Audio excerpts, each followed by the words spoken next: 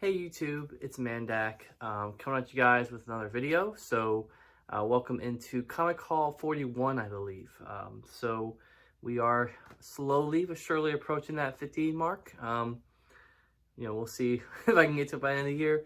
I know I have another haul probably coming up pretty soon, so stay tuned for that. But this haul is a pretty big one.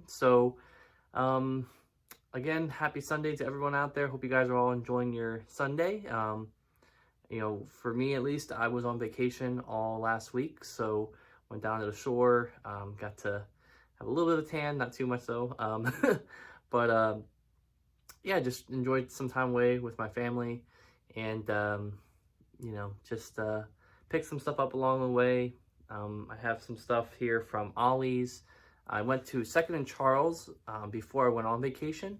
They were actually running a sale through, I think, July 5th. That was buy two, get one free on all graphic novels. So if you got that, then good for you. If not, they definitely do sales like that. I can imagine they're probably going to be doing some more of those since a lot of locations just reopened because of COVID-19.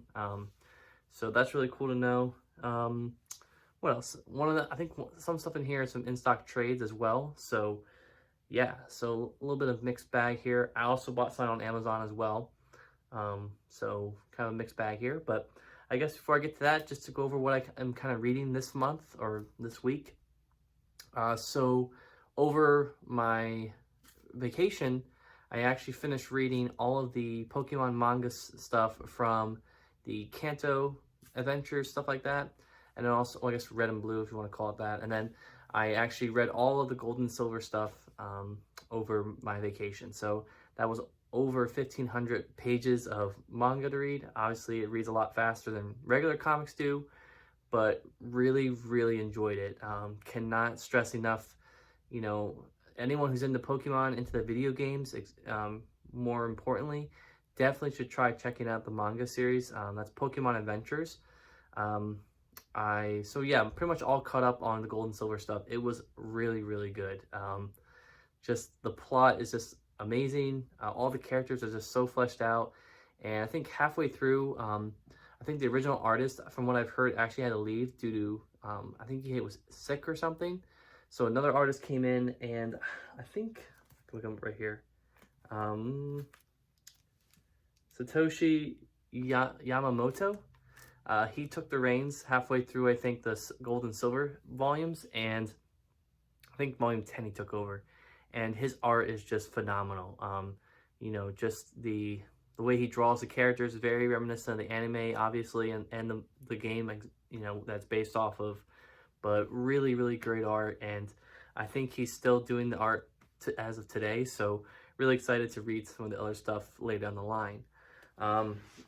So I finished that, pretty much all caught up. One of the things that I actually have here in my holiday is actually related to that, so I'll get to that later. But the other thing I started just today, and I'm almost finished with the first trade, is Paper Girls. So if you like Stranger Things and you kind of like sci-fi, kind of, what do you call that? Time, like the era of kind of like late, like 80s kind of vibes. Paper Girls is definitely something to pick up. I'm on the first volume, and it really starts off with a bang. It's really interesting. Yeah, it's basically Stranger Things, but with girls instead of boys, and they're all paper delivery people. So pretty cool. Yeah, really interested in reading that, and definitely will try to finish the first trade tonight because it's a really fast read.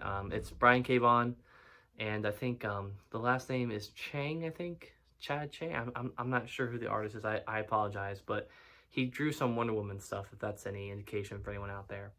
But yeah, that's kind of where I'm at. So Paper Girls, definitely check that out. And obviously the Pokemon manga, the Pokemon Adventures manga, definitely suggest checking that out. Yeah, it's great. So, all right. So 4-minute introduction aside, we'll get into my haul video here. So I also have some Lego sets I figured I'd talk about as well. So kind of bought some today actually, and found one last week while I was out shopping. So I'm really excited to go over that stuff and kind of show you guys what I got. So awesome. So we'll start off with trades here. Yeah, we'll go trades first, and then I'll move down to my other stuff. So first trade I bought here was Poe Dameron, Black Squadron. I think this is volume 1. I think it's called, I think the first trade is called Black Squadron. I don't think the book is called that. So, yeah, so Star Wars Poe Dameron. I think this came out in like 2016, I want to say. So, the reason why I got this was it was $3 at Ollie's. So I was like, you know what, screw it, I'll pick it up. I believe my Books A Million has the second volume of this, so I might end up swinging by there sometime and getting this. I'm not in a huge rush to read this, obviously, but yeah, I'm sure this will probably give him way more character development than the movies ever could. And it's unfortunate because you would think with a character like that you wouldn't need a comic series to help flesh out a character, but we'll see. So this collects Poe Dameron numbers 1 through 6. This is Charles Soule, so I do have hope for this. Charles Soule has written the Darth Vader series, and that was really good. I actually recently read that, so really excited to give this a shot, and we'll see how it goes. But yeah, Phil Noto's on art as well. So for anyone who's curious about the artist on this, yeah, definitely really excited to read that. $3, like I said. Next trade I got here is also a $3 trade from Ollie's. For anyone who's out there collecting trades, Ollie's, I think, recently just got in a whole new shipment of discounted books, graphic novels, that type of stuff. Of notable stuff in there, you have the Walking Dead compendiums. So if you're like me and you're trying to catch up on Walking Dead now that the series is completed, you know, Robert Kirkman's not making any more issues for Walking Dead, you can go and buy those 4 compendiums there. They have Infinity, Suicide Squad by Ostrander. I think there's the Green Arrow by Phil Hester, Absolute. I was very close to getting that. I didn't buy it because I have all the trades. So I was like, I don't really want to upgrade just for the hell of it. And then now I have this big giant Absolute that's just sticking out like a sore thumb in all my collection. But I don't know.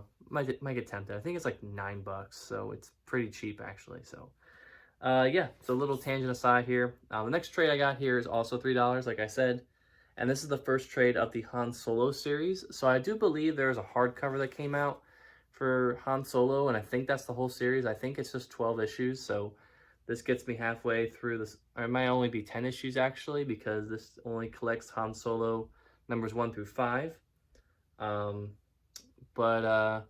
Yeah, just another small trade from, you know, Marvel's new line of Star Wars books.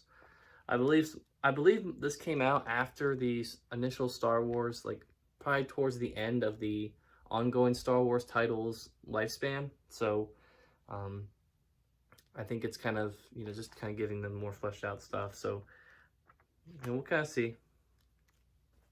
So you can see here the back. I think I showed the art. Excuse the glare. I'm sorry about that. Yep. Let me show a black page. Here you go.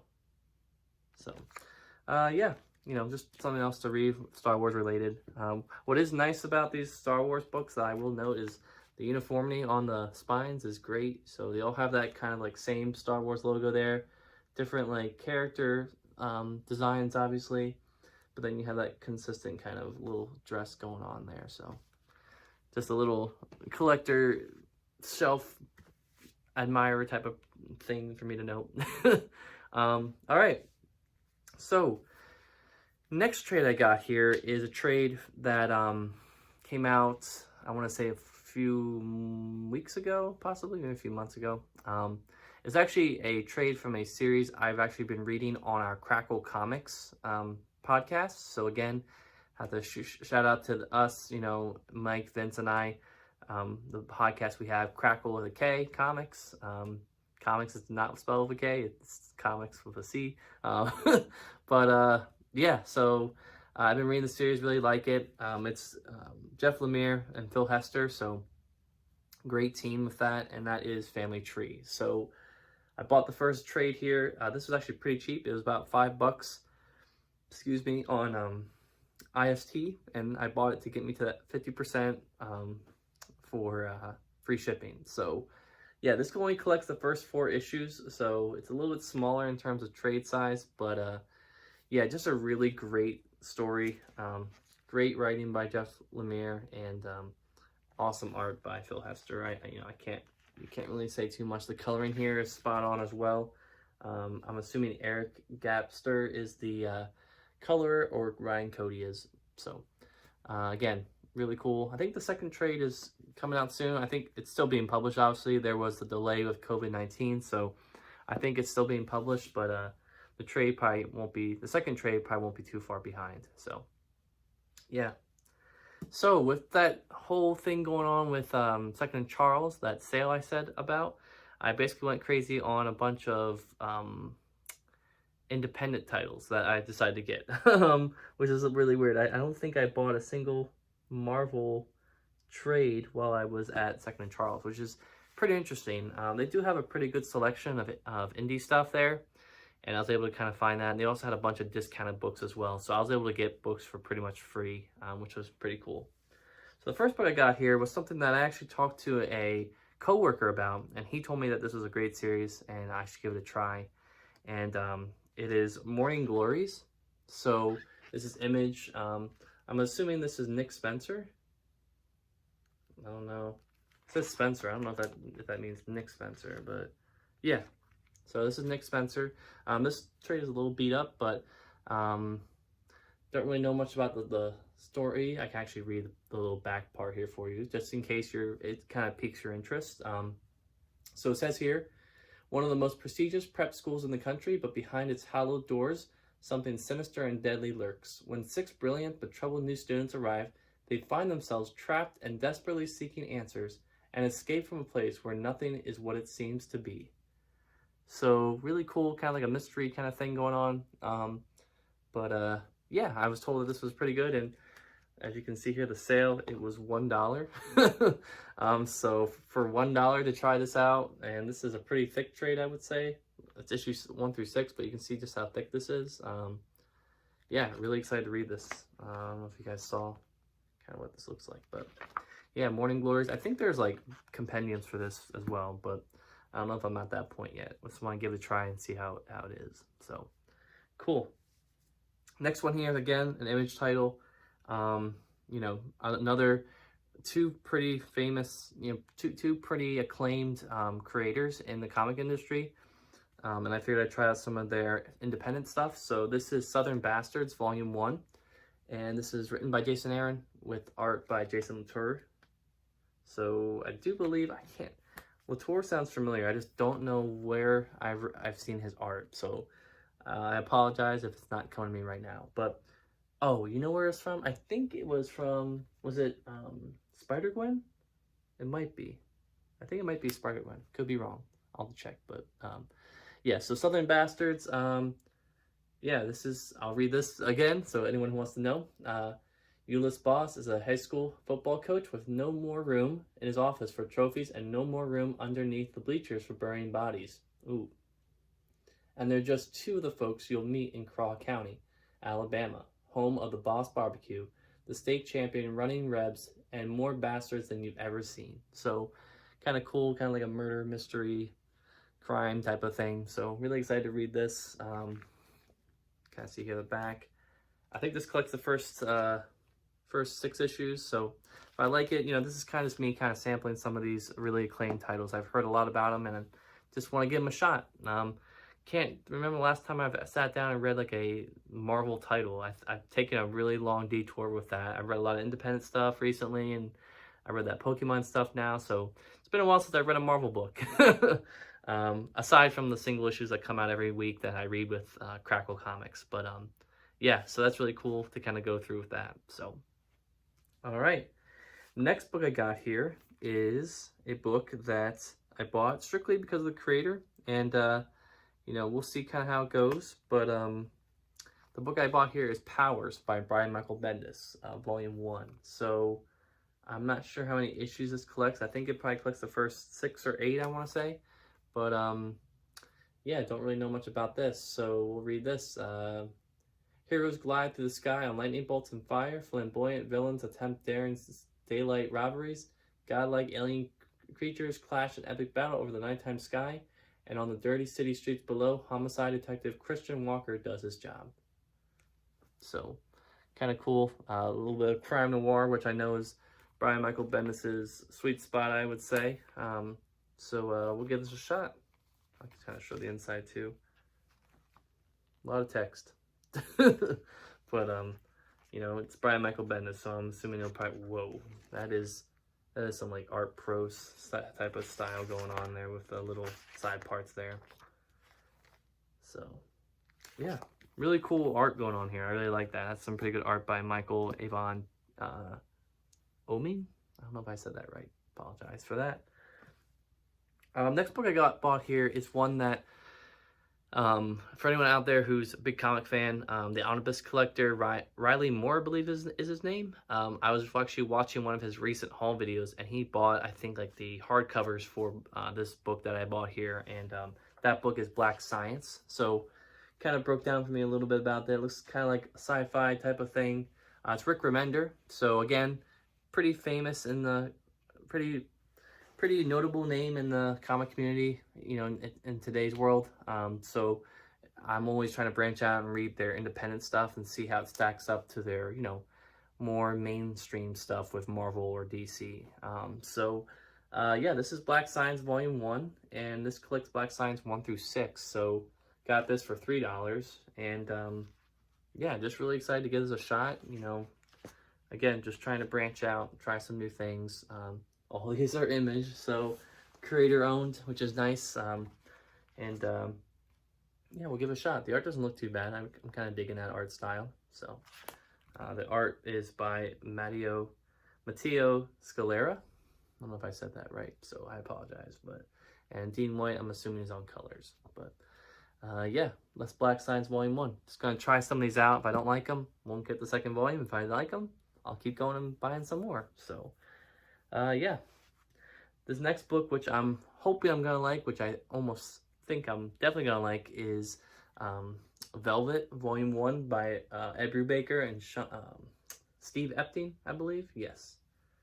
So this collects the first 6 issues, I believe, and I can just read the back here for you guys again. So, when the world's greatest secret agent is killed, all evidence points to Velvet Templeton, the personal secretary to the director of the agency. But Velvet has a dark secret buried in her past, a secret that's about to tear her whole world apart. So, kind of just playing again into the sweet spot with Ed Brubaker, with the crime noir type of suspense type of stuff going on. Not really crime noir per se, but just crime and, you know, suspense, thriller type of stuff.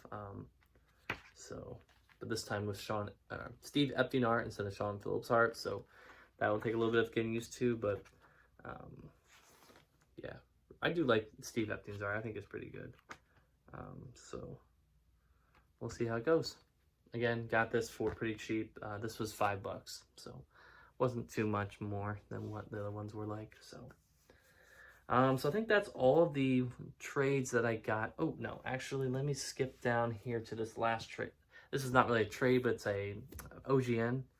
And this is one of the ones I got. This is the last book I got at Second and Charles. And that is the Thanos Infinity Finale. So there's like, I think 6 of these OGNs with Thanos, all written by Jim Starlin, with art by, you know, this one with Ron Lim. I think there's a few with Alan Davis, and I think one of them has like Jim Starlin also illustrating it as well. So yeah, so this is just another one to have. I gotta see where this fits. I would assume this probably goes towards the end, but it could be wrong. But yeah, pick this up. It was a little bit more expensive, but I figured these are kind of hard to find in the wild, and obviously online they're still kind of like a little bit more expensive. The price on these is $25 for full price. So I got this for about half off, which is better than IST. That's why I bought it. But yeah, just trying to get all these and hopefully be able to sit down and read them all. I don't know if that's the preferred way or the recommended way to read it, but yeah, got another Thanos epic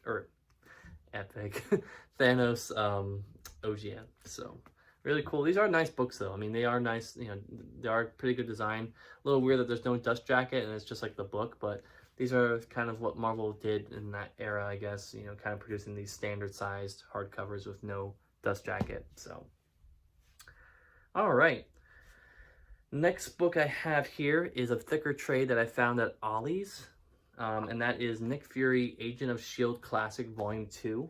This is mostly written by Bob Harris, with art by Michael Baer, Keith Pollard, Bill Jaska, Herb Trimpe, and Jackson Goose, I think it's Geis. But you see here the back. So Bob Harras obviously has a pretty good relation with the character. He did write the, I think he did write the Nick Fury versus Shield storyline. And I also have the first volume of this series as well. So pick this up, and this collects issues 12 through 23 of the Nick Fury Agent of Shield 1989 series. So, you know, this is kind of getting up there towards like the late 80s, early 90s. So Bob Harris's walls of text that he's known for are not so prevalent here. You know, it's kind of moving more towards not so many narration bubbles anymore either, which is also nice to see.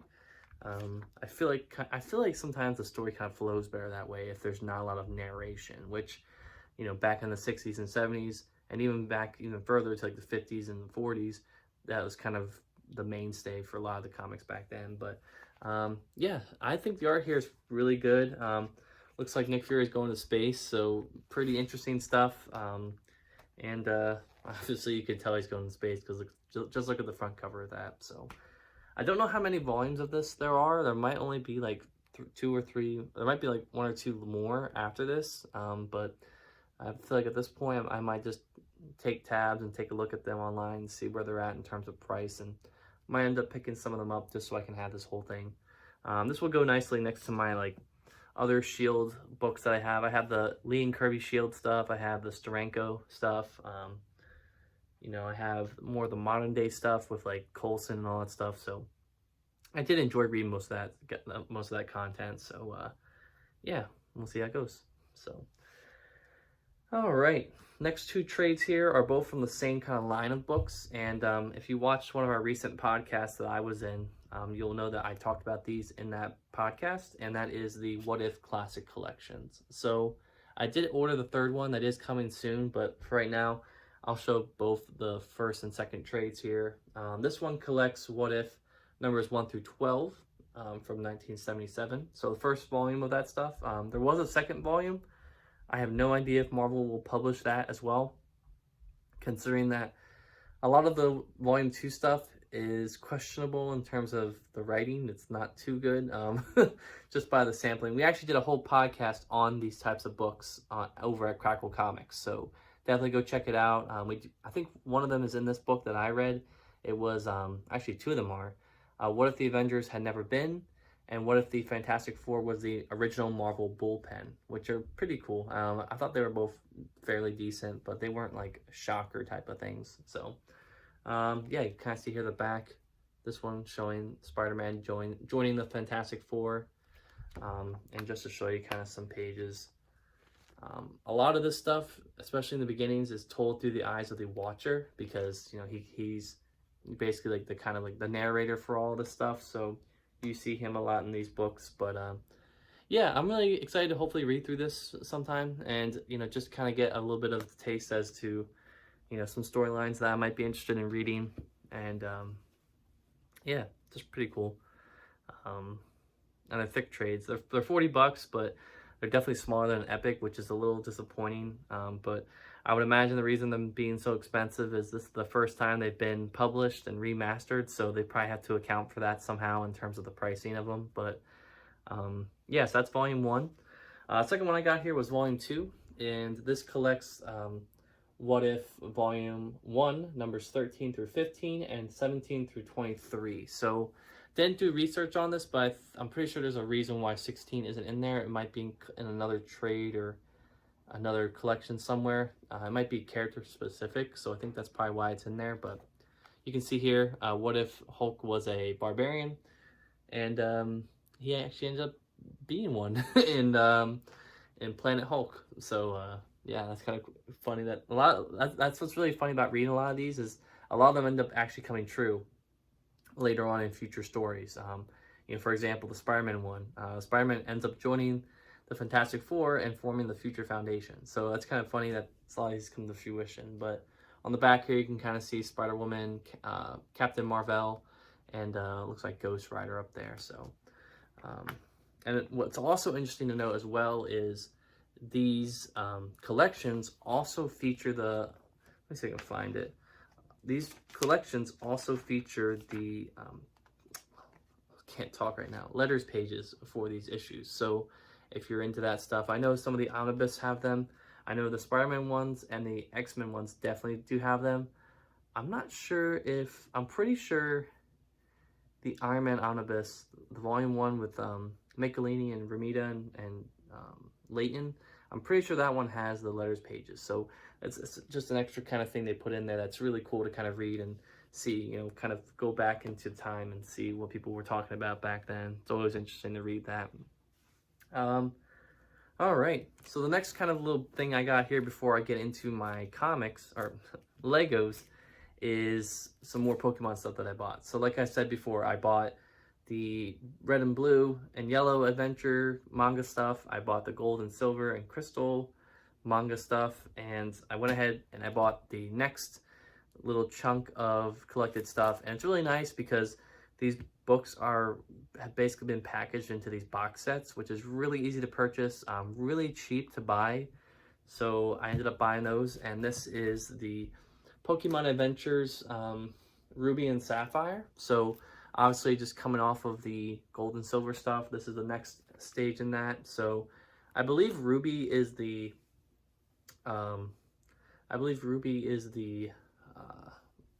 male protagonist, and I think Sapphire is a female one. Could be wrong, but you can kind of see here that's essentially May from the anime for anyone who's interested in that. But yeah, so this collects volumes 15 through 22 of the Pokemon manga adventure stuff. You know, so the last volume of the gold and silver stuff was 14, so this is picking up exactly with that. And I believe this goes 15 through 19, and then I think these are 20 through 22 is just Emerald stuff. I could be wrong.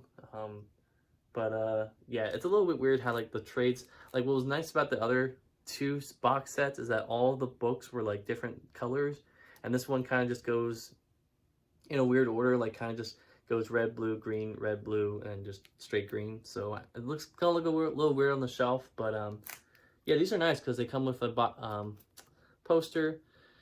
And honestly, this is the best and most price-effective way to get your books here. I mean, there's 8 volumes in here, and I paid, I think, $40 for it. So that's about $5 a volume, which is pretty good. Each one having about 180 to 200 pages. So definitely a good chunk of reading here ahead of me. So I think I'll circle back around to this sometime later. I'm not in a huge rush to read this. What's nice about the gold and silver stuff is that it kind of ends with like okay, this is the end and we can, you know, kind of jump off. Whereas I feel like reading between the Kanto and the gold and silver stuff, I was dedicated to reading that all the way through because a lot of the characters and people from the first 7 volumes trickle over to the other ones, which I don't think is going to be the same story for this stuff. So yeah, after this I think there's Fire Red and Leaf Green box set, and after that I think there's like the Diamond and Pearl ones. So I'll be looking at those. I'm not too keen on going out and getting all those yet, but definitely will try to swing around and get them at some point. So yeah, so a lot of Pokemon manga. I have a little manga collection now, guys, so get lit. Anyway, so Lego time. So everyone here who's a Lego fan, definitely just is excited because I've been, you know, I don't think I've done a lot of Lego sets in my haul videos recently, so I figured I'd go over some here. So first one here I found was at TJ Maxx of all places today. So I went there with my family today because they were shopping around for stuff, and I usually poke around there because in the toy section there's sometimes some Lego sets, and for the most part when I've been there it's mostly just been brickheads. The one time I went there I found a Finn brickhead, which was at least 2 or 3 years old at that point, which I was really happy to snag because it wasn't being sold anywhere else. So the one I actually found today, and I bought 4 of them because I wanted to, this is my first set that I'm looking to buy and to start creating a sealed Lego collection. So basically what that means is buying sets brand new, sealed in the box, and just keeping them, and basically an investment for myself. So if I want to sell it one day, I can do that, or if I just want to have them for my own kind of collection to show to people or to display, That's kind of where I'm at with stuff, but I'm not doing anything crazy expensive. You know, I'll probably start with just like poly bags. Like I'll probably just buy 2 poly bags and, you know, buy one to build, one to keep in a container or something. This is one of those that was cheap and I bought it anyway. So that set is the Bumblebee Brickhead. So this one I don't think is being sold on, it might still be on lego.com. But I bought it because they were $5 each and they usually go for 10. So yeah, was able to buy this. It's pretty cool. I'm gonna put it up with my other brickheads that I have up there with the Marvel Star Wars ones. Yeah, this comes a little heart thing, little flower arrangements. So you can see here on the back kind of what the other ones look like. You got the bunny, turkey, goblin, and then I have. Hey guys, so my camera decided to take a shit on me again, so I'll try to make this quick and get this done so I can edit this video and send it out to you guys. But anyway, other Lego sets I have here, I got the Lego Emmett and Benny's Build and Fix Workshop, 117 pieces. This is on sale at Target for 11 bucks, so basically almost half off, which was a pretty good deal. So this one I'll probably build and end up just scrapping for parts. It's nice to have another Benny and Emmett minifigure, but I think that's a printed piece if I'm not mistaken. It could be a sticker, but yeah, just some kind of cool parts and stuff to hold on to. The old-fashioned spaceship is also a nice touch in there, so yeah. Other one I bought here, also at Target for, I think it was about like 20-30% off, I think. That is the Lego 70827 Ultra Kitty and Warrior Lucy set, 348 pieces. Got this for $24, which I believe was, yeah, $6 off. So yeah, 20% off of the $30 price point. But yeah, the Ultra Kitty build looks really cool. Emmett and Lucy, again, I already have plenty of them, but this has some pretty cool elements, and we'll definitely probably have that Ultra Kitty built and kind of displayed for a while before I break it down. But and this I always think it's funny seeing like Lego build like the Duplo pieces like out of regular Lego system pieces. So yeah, I was able to pick this up for a little bit of sale. I'm surprised these sets are still on shelves, to be honest. You know, these sets came out almost over a year and a half ago, so I guess Lego's just trying to sell whatever they have left. You know, I don't think these sets sold pretty well, but I could be wrong. So yeah, that's that. And the last set I bought here, the one that I was anticipating the most once I saw it got, you know, posted to come out, and I was really looking forward to it. I was tempted to buy it online until I went to a store and I found it, and I'm just like, you know what, screw it. I know I can get 5% off of my VIP points or get points for it on lego.com, but I want it now, and I bought it. And that is the Lego 36165 Iron Man bust, whatever you want to call it. So obviously, I think in the past few haul videos, I've shown other Lego sets that I purchased. I purchased the Stormtrooper Lego bust, kind of in the same style, as well as the Boba Fett one during my May the 4th Lego haul. So this one just came out. Really excited to build this, and it's just amazing. I mean, the gold is awesome. The design on the face can be a little off-putting, I guess, but you know, from this angle it looks a little weird, but when you look at it on this one, I think it looks a lot better. You can see here on the back, this is based off of the original, I think it's like the Mark V armor or something, or Mark III, could be wrong, I'm not sure which one it is. I should know because I'm an Iron Man fan, but yeah. So really excited to build this and display it, put it next to my shrine of other Lego Marvel sets that I have. You know, my Hulkbuster set, the Hall of Armor, just a bunch of other stuff to have, and kind of put this at the center point there. Lego recently announced that they're selling these like I want to say like mosaic Lego sets, like frame pieces of Iron Man stuff that you can get. I think like 130 bucks for a mosaic. So might end up having to wait to get that for a little bit, but really excited to have this. And it's funny, actually, last night I checked my work phone, and one of my coworkers actually texted me and showed me that they bought this set as well. So I'm gonna have to talk to him tomorrow when I come in and just be like, you know, where'd you find that? Like, you know, just kind of catch up with him on it. But really, really awesome set. This is just for anyone who's a little bit curious about how this kind of stacks up to the Star Wars versions of these busts that they're doing, this box is significantly smaller, I would say. It's probably about like half the size, maybe like 2/3 of the size of what the other boxes were for the Star Wars ones. So yeah, so the only one I need to get now in terms of busts, like the Lego bust sets now, or just the TIE Fighter one, which I'm probably just gonna wait until it comes back in stock and I'll order it from lego.com. So but yeah, that's my haul. It's gonna be about 30 some minutes by the time I'm done editing all this together, but hope you guys enjoyed the video, and stay tuned for more stuff. And just as a little hint, within the next probably month or so, might end up having a different setup in terms of my background and everything. So I'm not going to go into too much detail about that. I'll let you guys kind of talk about it in the comments if I get any comments. But yeah, just be looking out for that. A lot of changes coming to the channel. Hopefully some good stuff going on. But yeah, until then, guys, I will talk to you soon and have a great week. Peace.